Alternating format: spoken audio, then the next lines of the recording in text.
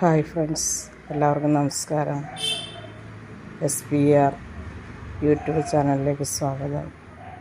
ഞാൻ ഈ വീഡിയോ ചെയ്യുന്നത് ഒരു താമരയുടെയും അതുപോലെ തന്നെ ആമ്പലിൻ്റെയും ഒരു വീഡിയോ ആണ് ഇതിനകത്ത് ഉൾപ്പെടുത്തുന്നത്. നമുക്ക് ചെറിയൊരു പോണ്ട് നമ്മുടെ വീട്ടിലുണ്ടെങ്കിൽ, ഇപ്പോൾ പ്ലാസ്റ്റിക്കിൻ്റെ വലിയ പോണ്ടുകളൊക്കെ നമുക്ക് കിട്ടും, അല്ലെങ്കിൽ കോൺക്രീറ്റ് പോണ്ടുകളൊക്കെ നമുക്ക് ഉണ്ടാക്കാം. അപ്പോൾ നമുക്ക് വളരെ എളുപ്പത്തിൽ ഇത് നമ്മുടെ വീട്ടിൽ മനോഹരമായ ഒരു ആമ്പൽക്കുളം ഉണ്ടാക്കാം. അപ്പം ഞാനിവിടെ എൻ്റെ വീട്ടിൽ ഉള്ള ഒരു പോണ്ട് നിങ്ങളെ പരിചയപ്പെടുത്തുകയാണ്. ഇതൊരു കോൺക്രീറ്റ് പോണ്ടാണ്. ഏകദേശം ഒരു ചെറിയ ടാങ്കിൻ്റെ അത്രയും തന്നെ നീളവും വീതിയുമൊക്കെ ഉള്ള വലിയൊരു പോണ്ടാണിത്. ഇതിന് ഏകദേശം ഒരു 5-8 വർഷമായി പോണ്ട് ഈ ആമ്പലുമായിട്ട് ഇവിടെ നട്ടിരിക്കുന്നത്. അപ്പോൾ ഈ പോണ്ടിന് 2 പോർഷനായിട്ട് തിരിച്ചിട്ടുണ്ട്. ഇതിൽ ഒരു പോർഷൻ എന്ന് പറയുന്നത് ആമ്പലിന് വേണ്ടിയും ഒരു പോർഷൻ താമരയ്ക്ക് വേണ്ടിയുമാണ് നട്ടത്. അപ്പോൾ ഇത് ഈ വലിയ പോർഷനാണ് ആമ്പൽ നിൽക്കുന്നത്. ഇതിൽ നമുക്ക് ആമ്പൽ പൂവുണ്ടാകാൻ തുടങ്ങിയിട്ട് ഒരു 6-8 വർഷമായി. എല്ലാ ദിവസവും രാവിലെ നമുക്ക് 2-3 പൂക്കളൊക്കെ കണി കണ്ട് നമ്മൾ ഡോറ് തുറക്കുമ്പം പൂക്കളിങ്ങനെ മനോഹരമായിട്ട് വിരിഞ്ഞു നിൽക്കുന്ന ആ ഒരു പ്രഭാതത്തിൻ്റെ ഒരു സൗന്ദര്യം നമുക്ക് ആസ്വദിക്കാൻ സാധിക്കും. അങ്ങനെ നട്ടിരിക്കുന്ന ഒരു വലിയ ഒരു പോണ്ടാണ്. എൻ്റെ ആമ്പലും താമരയും കൂടിയാണ് ഇതിനകത്ത് നട്ടിരിക്കുന്നത്. അപ്പോൾ ഇതിനകത്ത് താമര എന്ന് പറയുമ്പോൾ അധികം ആയിട്ടില്ല നട്ടിട്ട്, എന്നാലും ഇതിൽ കുറേ പൂക്കളുണ്ടായി.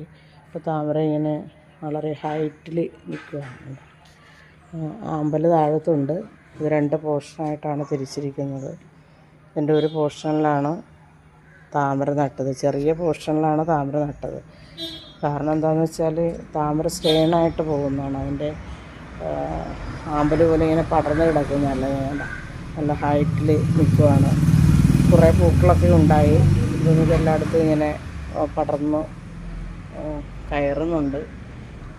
2 2ആയിട്ട് നടാൻ സൗകര്യമുണ്ടെങ്കിൽ അതായിരിക്കും ഏറെ നമുക്ക് കാണാനും അതിൻ്റെ വളർച്ചയ്ക്കുമൊക്കെ. പക്ഷേ ഇത് പിന്നെ വലിയ ടാങ്കായതുകൊണ്ട് ഇത് 2 നടാനുള്ള സ്പേസ് ഇതിനകത്തുണ്ട്. അങ്ങനെ നട്ടിരിക്കുന്നതാണ്. അപ്പം ഇതിൻ്റെ ഒരുപാട് തൈകൾ ഉണ്ട്, ധാരാളം തൈകളുണ്ട്. താഴത്ത് ഇങ്ങനെ ഇഷ്ടംപോലെ മുളച്ച് വരുന്നുണ്ട്. ആമ്പലിൻ്റെ നല്ല മനോഹരമായ കളർഫുൾ ഇതാണ് ഇവിടുത്തെ ആമ്പലെന്ന് പറയുന്നത്. ഇത് ഏകദേശം ഒരു 4 ദിവസമെങ്കിലും ഇങ്ങനെ വിരിഞ്ഞ് നിൽക്കും. രാത്രിയാണ് ആമ്പൽ വിരിയുന്നത്. ചന്ദ്രൻ്റെ പ്രകാശം കൊണ്ടാണ് ആമ്പൽ വിരിയുന്നതെന്നാണ് പറയുന്നത്. അങ്ങനെയാണ് പറയുന്നതല്ല. അതേസമയം താമര എന്ന് പറയുന്നത് സൂര്യൻ ഉദിച്ചുയരുന്നതനുസരിച്ചാണ് താമര പൂക്കൾ വിരിയുന്നത്. അതിൻ്റെ വളർച്ചയും അങ്ങനെ തന്നെയാണ്.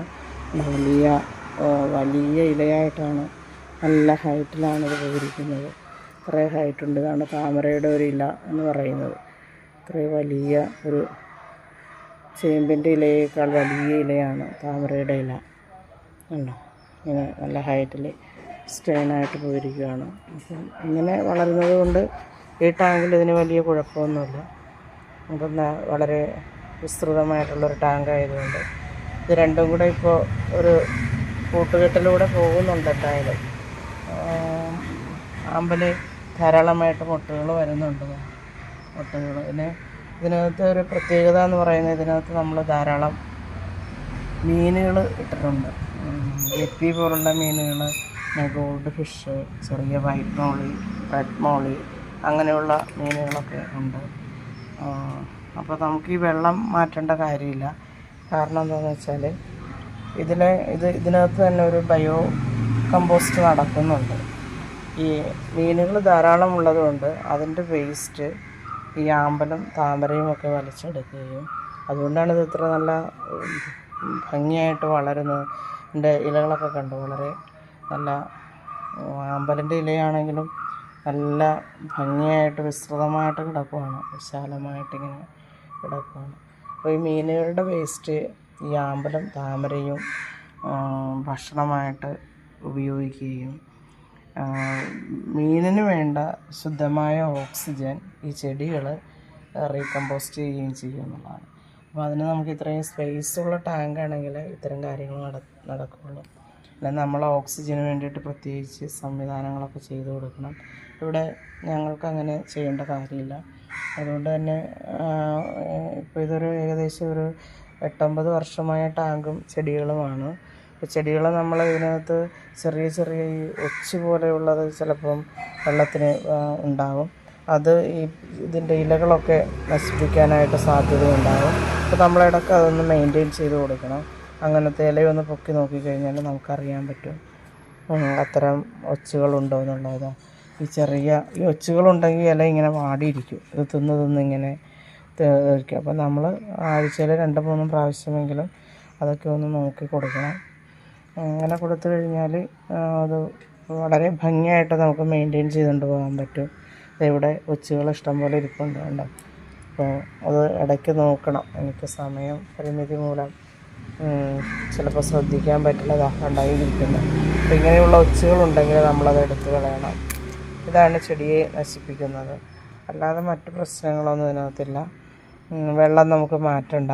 പിന്നെ മഴക്കാലമാകുമ്പോൾ ഞങ്ങൾ ചെയ്യുന്നതെന്ന് വെച്ചാൽ ഇതിൽ കുറേ വെള്ളം നെറ്റ് കെട്ടിയിട്ട് പുറത്തേക്ക് ഒഴുക്കി വിടും. എന്നിട്ട് ശുദ്ധമായ മഴവെള്ളം ഇതിനകത്തേക്ക് നിറച്ച് കൊടുക്കും. അപ്പം പിന്നെ ഒരു വർഷത്തേക്ക് പിന്നെ നോക്കേണ്ട കാര്യമില്ല. അതിനകത്ത് ധാരാളം ചെറിയ ചെറിയ ഗപ്പികൾ ഇഷ്ടം പോലെ ഉണ്ട്. അതിനെ പ്രത്യേകിച്ച് നമ്മളതിനെ മെയിൻറ്റെയിൻ ചെയ്യേണ്ട കാര്യമില്ല. അത് ഓട്ടോമാറ്റിക്കായിട്ട് ഇതിനകത്ത് തന്നെ ധാരാളമായിട്ടുണ്ടാകും. ഇല ഇങ്ങനെ കിടക്കുന്നത് കൊണ്ട് ഇവയ്ക്ക് വിശ്രമിക്കാനുള്ളൊരു ഇതും കൂടിയാണ് മീനുകൾ. നമ്മൾ രാത്രിയൊക്കെ നോക്കിക്കഴിഞ്ഞാൽ ഇങ്ങനെ ഇലയുടെ പുറത്ത് ഇതെല്ലാം വന്നിങ്ങനെ കൂട്ടമായിട്ട് ഇങ്ങനെ റെസ്റ്റ് ചെയ്യുന്നത് നമുക്ക് കാണാം. അപ്പോൾ അതോടൊപ്പം തന്നെ പിന്നെ ഇതിനകത്ത് ഇലയുടെ മുകളിൽ തന്നെ ഇവ മുട്ടയിടുന്നത്, ചെറിയ കുഞ്ഞുങ്ങളൊക്കെ വിരിഞ്ഞ് വരുന്നത് നമുക്ക് കാണാം. ഗപ്പികൾ ധാരാളമുണ്ട്. പിന്നെ ഇതിൻ്റെ അടിയിൽ ഗോൾഡ് ഫിഷ് അങ്ങനെയുള്ള വലിയ മീനുകളുണ്ട്. അതൊന്നും പുറത്തേക്ക് വരത്തില്ല. പിന്നെ പിലോപ്പിയൊക്കെ ഇതിനകത്ത് 1-2 കിടപ്പുണ്ട്. അങ്ങനെ അതിൻ്റെ എല്ലാം വേസ്റ്റ് ഇതിനകത്ത് കിടക്കുന്നത് കൊണ്ടാണ് ഈ പൂക്കളൊക്കെ ഇങ്ങനെ ഇത്ര ഭംഗിയായിട്ട് നല്ല കളർഫുള്ളായിട്ട് ഒരു ദിവസം 3 പൂവ് 4 പൂവ് നമുക്ക് കാണാനായിട്ട് പറ്റും. പിന്നെ ഞാൻ ഈ വീഡിയോ ഇന്ന് എടുക്കുന്ന ദിവസം 3 പൂക്കളാണതേ വിരിഞ്ഞ് നിൽക്കുന്നത്. നിങ്ങൾക്ക് വീഡിയോയിൽ കാണാം. 3 പൂക്കൾ ആമ്പലിൻ്റെ വിരിഞ്ഞിട്ടുണ്ട്. ഇത് അടുത്തത് മുട്ട വരുന്നുണ്ട് താഴെ നിന്നിങ്ങനെ. പിന്നെ ഈ പൂക്കളെന്ന് പറയുമ്പോൾ ആദ്യം വിരിഞ്ഞ പൂവിനായിരിക്കും അവസാനമാകുമ്പോൾ നല്ല കളറായിട്ട് വരുന്നത്. ഇതിൽ ഈ പൂവാണ് ഇപ്പോൾ ഏറ്റവും ആദ്യം വിരിഞ്ഞിരിക്കുന്നത്. നല്ല കളർഫുൾ പൂവാണ് ഇത്. ഇനിയിപ്പം ഇന്നും കൂടെ വിരിയും. ഇന്നും കൂടെ നാളെ രാവിലെ കൂടെ നമുക്ക് കാണാൻ പറ്റും. അതിനുശേഷം ഇത് വെള്ളത്തിനടിയിലേക്ക് ഇതുപോലെ ഞാത്ത് പോകും, താഴെ വീണ് പോകും. അതിന് സ്റ്റേണായിട്ട് നിൽക്കാനുള്ളൊരു പവർ കഴിയുമ്പോൾ അത് നിന്ന് ഇതൊക്കെ ഇനി ഒരു 3 ദിവസം കൂടെ ഈ 2 പൂക്കൾ ഒരു 3 ദിവസം കൂടെ നിൽക്കും. ഇതിൻ്റെ ആ ഒരു വെള്ള കളറൊക്കെ ഉള്ളിടത്ത് വീണ്ടും ആ റോസ് കളർ വരും. അങ്ങനെ നമുക്ക് എല്ലാ ദിവസവും മനോഹരമായ പൂക്കൾ നമ്മൾ വീട്ടിൽ തന്നെ നമുക്ക് കണ്ടു ഉണരാൻ സാധിക്കുമെന്നുള്ളതാണ്. ഒരു ഗുഡ് മോർണിംഗ് പൂക്കൾ നമുക്ക് എല്ലാ ദിവസവും തരുന്നു എന്നുള്ളതാണ് മനസ്സിനേറെ സന്തോഷമുള്ളതാണ്. നമുക്ക് എത്ര തിരക്കുണ്ടെങ്കിലും ഇതിൻ്റെ അടുത്തേക്ക് നമ്മൾ വന്നു കഴിഞ്ഞാൽ നമ്മുടെ സമയം പോകുന്ന അറിയില്ല. ഈ ഒരു ടാങ്ക് തന്നെ മതി ഒരുപാട് ചെടികൾ ഇല്ലെങ്കിൽ പോലും. പക്ഷെ എനിക്ക് ഒരുപാട് ചെടികൾ വേറെ ഉണ്ട്, ധാരാളം ചെടികളുണ്ട്. ഇതിനെയൊക്കെ മെയിൻറ്റെയിൻ ചെയ്ത് വേണ്ടത് ഇതൊക്കെ ഇവിടെ നമ്മൾ മെയിൻറ്റെയിൻ ചെയ്ത് പോകുന്നതാണ്. ഇത് കൂടാതെ ടെറസിൻ്റെ മുകളിലൊക്കെ ഒരുപാട് ചെടികളുണ്ട്. അപ്പോൾ അതിനേക്കാൾ ഉപരിയായിട്ട് എനിക്ക് ഏറ്റവും കൂടുതൽ മനസ്സിന് സന്തോഷം നൽകുന്ന ഒന്നാണ് ഈ ആമ്പൽക്കുളം എന്ന് പറയുന്നത്. ഇത് താമരയും ഒരുമിച്ചാണ് നട്ടിരിക്കുന്നത്. താമരയുടെ കളറും ഇത് തന്നെയാണ്. അപ്പോൾ പൂവിൻ്റെ ഒരു സീസൺ കഴിഞ്ഞു താമരയിൽ. ഇനിയിപ്പം ഇത് വളർന്നുകൊണ്ടിരിക്കുകയാണ് വേണ്ട. പക്ഷേ ഇതിപ്പോൾ ഇതിനകത്തോട്ടൊക്കെ കയറിയിട്ടുണ്ട്. ആമ്പലിൻ്റെ ഭാഗത്തോട്ടും കൂടെ ഇത് വ്യാപിച്ചിട്ടുണ്ട്. ഇങ്ങനെ നിൽക്കുക, ഇങ്ങനെ വളർന്ന് ഇങ്ങോട്ട് വരുവാണ്. പിന്നെ ഇതിങ്ങനെ രണ്ട് വെറൈറ്റി ആയതുകൊണ്ട് എന്താ സംഭവിക്കുന്നതെന്ന് അറിയില്ല.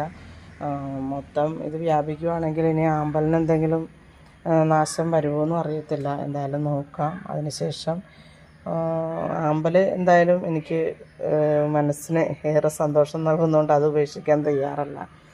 അപ്പം ഏതെങ്കിലും ഒന്ന് ഇതിന് വളരാൻ പറ്റിയില്ലെങ്കിൽ ഒന്ന് മാറ്റി കൊടുക്കേണ്ടി വരും. ചെറിയ പോണ്ടിലാണ് നട്ടതെങ്കിലും അത് അവിടെ നിന്ന് ഇങ്ങോട്ട് സ്പ്രെഡ് ചെയ്ത് സ്റ്റേണായിട്ട് നിൽക്കുന്നത് കൊണ്ട് വലിയ കുഴപ്പമില്ല. അപ്പം ഇങ്ങനെ ഒരു മനോഹരമായൊരു ആമ്പൽക്കുളം നമുക്കും വീട്ടിൽ ചെറിയ പാത്രമൊക്കെ ഉണ്ടെങ്കിൽ, ആമ്പൽ നടണമെങ്കിൽ വലുത് തന്നെ വേണം. കാരണം ഇത് കണ്ടോ, ഇതിങ്ങനെ ഇലകളിങ്ങനെ സ്പ്രെഡ് ചെയ്ത് കിടക്കും. അതിന് വിശാലമായിട്ട് ഇങ്ങനെ വെള്ളത്തിൽ കിടക്കണം. താമരയാണെങ്കിൽ ആ കുഴപ്പമില്ല, ചെറിയ പൂണ്ടുണ്ടെങ്കിലും നമുക്ക് മതി. നമുക്കിങ്ങനെ സ്റ്റേണായിട്ട് പോകുന്നതുകൊണ്ട് നമുക്കിങ്ങനെ നേരെ നിർത്താൻ സാധിക്കും.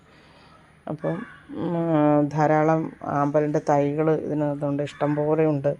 അതുകൊണ്ട് ഇതെല്ലാം ആമ്പലിൻ്റെ തൈകളാണ്, അടിയിലിങ്ങനെ പുറ്റുപോലെ വളർന്നു നിൽക്കുന്നതാണ്. അപ്പം ആമ്പലിൻ്റെ തൈകൾ നിങ്ങൾക്ക് ആവശ്യമുണ്ടെങ്കിൽ എൻ്റെ നമ്പറിൽ കോൺടാക്റ്റ് ചെയ്യുക. അപ്പോൾ ബാക്കി സ്ഥലവും വഴികളുമൊക്കെ പറഞ്ഞു തരുന്നതായിരിക്കും. ഇത് നട്ട് കഴിഞ്ഞാൽ നമുക്ക് മുടക്കില്ലാതെ പൂക്കൾ കാണാമെന്നുള്ളതാണ്. നമ്മൾ പാടങ്ങളിലൊക്കെ ആമ്പൽ നട്ടാൽ അതിനൊരു സീസണുണ്ട്. ആ സീസൺ കഴിഞ്ഞാൽ പിന്നെ പൂക്കളുണ്ടാവില്ല. അതേസമയം നമ്മൾ വീടുകളിൽ ആമ്പലിങ്ങനെ വിശാലമായിട്ട് നടാൻ സൗകര്യമൊരുക്കി കഴിഞ്ഞാൽ, സ്ഥലമൊക്കെ ഉള്ളവർക്ക് ചെറിയ പോണ്ടൊക്കെ ഉണ്ടാക്കി, അതായത് മണ്ണിൽ തന്നെ കുഴിച്ചിട്ട് ഒരു പ്ലാസ്റ്റിക് ഷീറ്റ് അതിനകത്തേക്ക് ഇട്ടിട്ട് മണ്ണ് നിറച്ച് അതിനകത്ത് നമുക്ക് ആമ്പൽ നടാം. ഞാൻ അങ്ങനെയും ചെയ്തിട്ടുണ്ട്. ഈ ആമ്പൽ ഒരുപാട് വളർന്നു കഴിഞ്ഞപ്പോൾ അങ്ങനെ ചെറിയൊരു പോണ്ടുണ്ടാക്കി ഈ ചെറിയ തൈകളെല്ലാം ഇപ്പം അതിനകത്തോട്ടാക്കിയിട്ടുണ്ട്. അതും കൂടെ നിങ്ങളെ ഒന്ന് പരിചയപ്പെടുത്താം.